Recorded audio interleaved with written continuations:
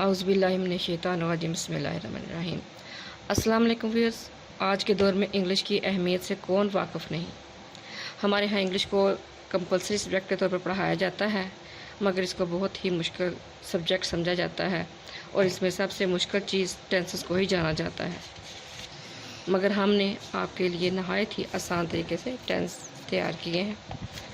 तो आज हम सबसे पहले जो टेंस पढ़ेंगे वो है पास्ट इंडेफिनिट टेंस। कुल 12 टेंसेस हैं और ये उनमें सबसे आसान टेंस समझा जाता है। ये वह टेंस है जिसमें वर्ब की सेकंड फॉर्म इस्तेमाल होती है। इसके लिए अफर्मेटिव सेंटेंसेस में कोई वर्ब हेल्पिंग वर्ब नहीं है।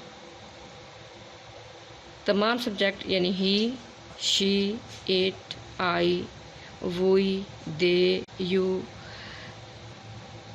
वाहिद नाम या प्लूरल कुछ भी आ जाए, सब के साथ वर्ब की सेकंड फॉर्म ही लगाई जाती है।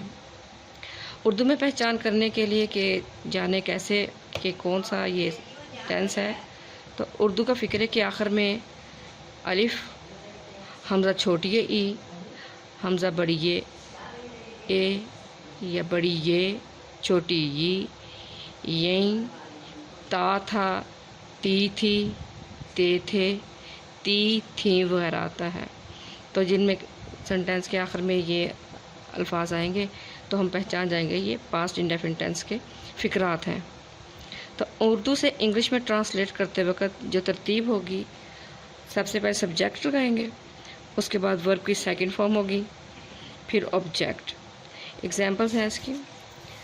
अब्बू जान मस्जिद गए, तो अब्बू जान सब्जेक्ट हो गए, फादर, फिर वर्ब की सेकंड पार्ट वेंट, फिर ऑब्जेक्ट मस्जिद आ गया, तो फादर वेंट टू मस्जिद।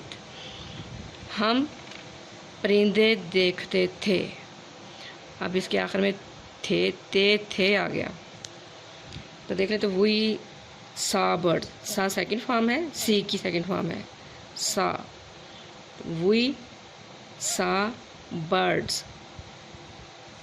नेक्स्ट एग्जांपल है जिसकी, आपने मैच खेला, तो you played match. Played verb की सेकंड फॉर्म है, इसकी फर्स्ट फॉर्म होती है प्ले।